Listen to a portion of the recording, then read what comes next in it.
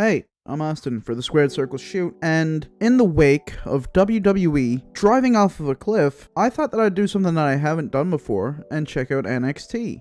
NXT has always been a place where talent have been taken under the wing of Shawn Michaels and Triple H and a couple other people, and I've only heard good about it since Triple H really took the reins. And after seeing a match highlight video on TikTok, I decided that I was going to check out the Stand and Deliver pay-per-view. And honestly, the only people I knew on the card was Braun Breaker and Johnny Gargano. And that's mostly because of Johnny Gargano's Twitter presence and Braun Breaker being Scott Steiner's relative. The show started out with a women's ladder match between Tiffany Stratton, Lyra Valkyria, Zoe Stark, Indy Hartwell, Gigi Dolan, and Roxanne Perez. Zoe Stark, Indy Hartwell, and Gigi Dolan were already in the ring when the feed started, which to me, not knowing these people, I was thinking like, oh, so these are like nobodies. This is going to be a match between the three that had a walkout. That was not true at all. Zoe Stark had a point where she had a Hurricanrana reversal type deal going on, and that move alone was insane. There were some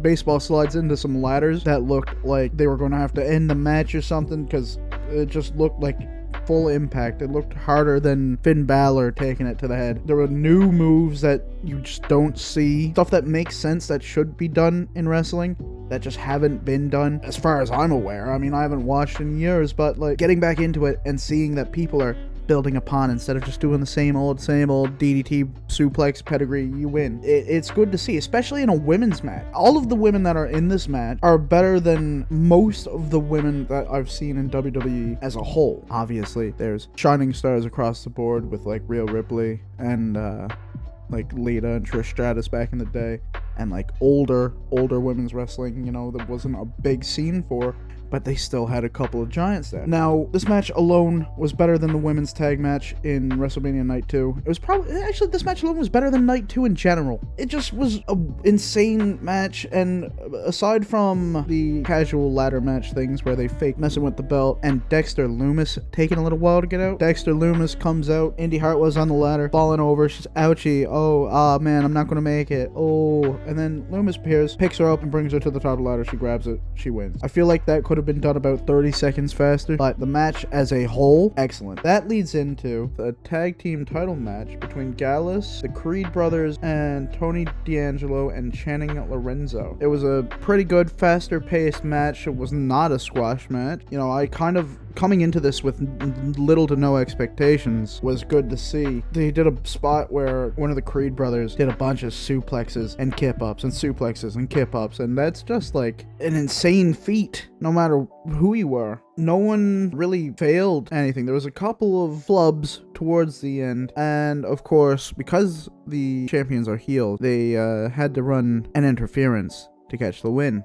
which interference wins of something I've been critical of my entire life, and it just doesn't help any type of creative in my eyes. The next match was the NXT North American Champion match, and this was the match that I saw on TikTok that made me decide that I need to see this, because all of these names I have never heard of before. There's Dragon Lee, JD, Wesley, Dragunov, and Axiom. A 5-man match that you don't hear of often. You know, you hear your triple threats, you hear your fatal 4-ways, but a 5-way match? All of the superstars in this match, not a single person missed. I haven't seen any Meltzer reviews, or if Meltzer reviewed it, but if this isn't like a 5-star match, I don't know what is. High flying, very choreographic, very choreographic. They controlled the crowd. There were lucha chants. They did a nice spot where bro did a walk away like Keith Lee. They did this head kicks. There was a couple of head kicks that were like insane. The submission chain was really cool, where 3 of them were doing a submission, which, if they did make the match end like that, what would they have done? There was blood, which they usually do not do in a WWE match. Dragunov cut open his forehead at some point, and honestly, if you asked me, he cut his forehead on another guy's forehead. Like, they did their face-off thing, and then when they ripped away, I don't know, skin on skin. Bro got sandpaper skin, he needs a lotion. And I watched this event with one of my friends who does not watch WWE, and that's how you can tell that there is a couple of actual oh my god moments in that match. Segments in that match where we were like, he's dead. One of the main moments that was like insane to me and my buddy was that Dragunov does some type of foot hook slam thing where he kicks him in the head, grabs him with his foot, and slams him into the ground. It's like a Street Fighter move. It's an insane move that you just don't see. And that's one of the biggest things with NXT so far, has been how they do new moves. It's not the same thing that we've seen for the last 40 years. They have new moves, and they show off their new moves. All in all, it was an insane match, and Wesley retained the championship, which I can see Dragunov taking it off of him. That guy's... any one of them could take it off of him. They're all insane. But Dragunov, with that dragging head thing that he did with his foot... Personally, if I were a wrestler coming up after that match on the card, I would be... I don't know. Having that not be at either the start or the end of the show, I don't know if that was the greatest call, because it's a lot to catch up to as the next competitors. Now, that went into the Grayson Waller and Johnny Gargano match, which it started out quick. They went outside of the ring really fast. It's not a sanctioned match. They could do whatever they want, including knock Booker T over. He got knocked out of his chair. He seemed like he was genuinely mad. But like with most of these unsanctioned matches, they decide to bring out the chairs, and they just absolutely kill themselves on them. One big fallback slam. I know I've seen it in AEW a lot, but in WWE, I don't know if it's been as done.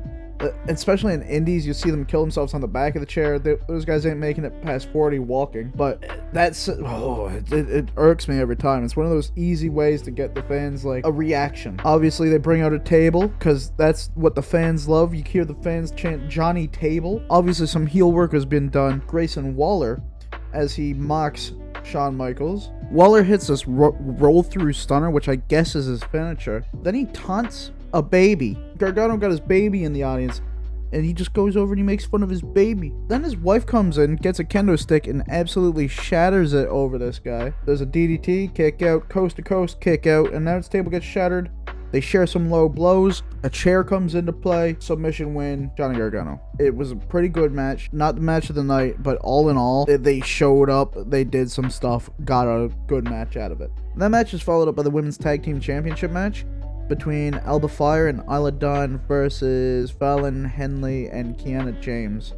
Now, the champions have some type of inner turmoil going on. I don't know what the backstory is. They're two very, very different people, and I believe that might just be the only thing. The heels show off some new moves where she's like hung over the ropes and grabbing her by the arms with her legs, and then the other one comes over and like knocks her out or something. I don't know. Overall, it was like a kind of weak match compared to the rest of the card. It wasn't the worst match in the world. There was some flubs and some missed shots and everything. There was a whole lot of friendly fire at the end there with the guys on the outside preventing her from getting the bag and cheating or whatever. But all in all, mid-match, the heels win, new champs. Pretty cool. That goes into the main event, which was Braun Breaker and Carmelo Hayes. Now, I don't know who Carmelo Hayes is. He seems like a big, well-over person. It was basically a face-v-face match as far as I'm concerned. Braun Breaker comes out. He's huge. He's a Steiner. He's just he's a mess. Now, this match, I think I had my hopes up for this match after the rest of the card. It started slow. Braun acts like a dog. I don't know if this is like an ongoing thing. Like, I know his whole thing is like, got that dog in me, apparently. But, like, I don't know. Carmelo slips on the rope, which leads to Braun making fun of him, which was pretty funny. Best part of the match, honestly. But one thing that I found insane is how Braun absolutely flies. He did like a standstill, backflip, whatever. And it's like he levitates as he goes for the backflip. Obviously, there's some interference that has to come out because it's a main event match. What would it be if not cringe? Braun can move. He flies over the top rope. It's an insane little spot to see a guy that big do something like that. Overall, the match isn't too insane. Braun spears Mello, which hits the ref, and then the interference comes back and hits him with the belt. Braun loses. It's kind of cringe. It wasn't the best match in the world. It was alright. There's some good spots. But in comparison to the 5-man NA champion match, it's hard to keep up with that. All in all, the event in its whole, 100% better than Night 2 of WrestleMania. And definitely better the Raw that followed. But if you agree with me, be sure to let me know in the comments. Like, comment, subscribe, all the good stuff. I'm gonna be uploading some other stuff coming up. Yeah. Bye bye.